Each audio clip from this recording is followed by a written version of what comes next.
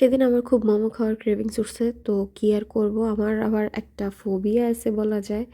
মানে আমার কোনো একটা জিনিস খাইতে মন চাইলে ওইটা আমার মানে নিজের হাতে বানায় খাইতে হবে, নাহলে আমার ভালো লাগে না। তো যাই হোক, এর জন্য আমি বাসায় থাকা জিনিসপত্র দিয়ে মোমো বানাইছি এবার। আর এটা খুবই সিম্পল আর খুব মজা হয়। এখানে আমি নিয়েছি গাজর কুচি, বরবটি কুচি, এখানে নিয়েছি ধনিয়া পাতা আর কাঁচামরিচ হালকা একটু কুচি কুচি। এখানে আমি মাংস নিয়েছি, মাংসের সাথে হলো গিয়ে পেঁয়াজ মরিচ ভালো করে ব্লেন্ড করে নিয়েছি, আর আদা রসুন বাটা নিছি। আর এখানে আমি হলো গিয়ে আটা দিয়ে আমি সবসময় মোমো বানাই, ময়দা ইউজ করি না। এটা হলো গিয়ে ঠান্ডা পানি দিয়ে আমি গুলায় নিছি, আর আটার মধ্যে আমি জিরা গুঁড়া আর মরিচের গুঁড়া আর লবণ দিছি, যাতে করে এটার টেস্ট একটু ভালো হয়।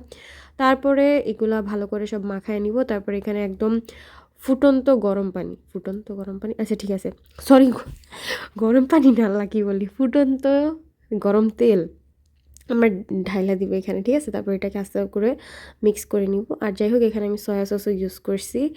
তারপরে আর কি এটাকে ভালো করে ম্যারিনেট করে রেখে দিব। তারপর আমরা আস্তে আস্তে মোমো বানাই নিব। আসলে মোমো বানানোর প্রসেসটার আমার একদম ভিডিও করা হয়নি। ছোট ছোট করে লেচি কেটে, মানে রুটি বানায়া তোমরা হয়তো এটাকে কাট করতে পারো, বা ছোট ছোট করে রুটি বানায় তারপর আমরা কাট করতে পারো।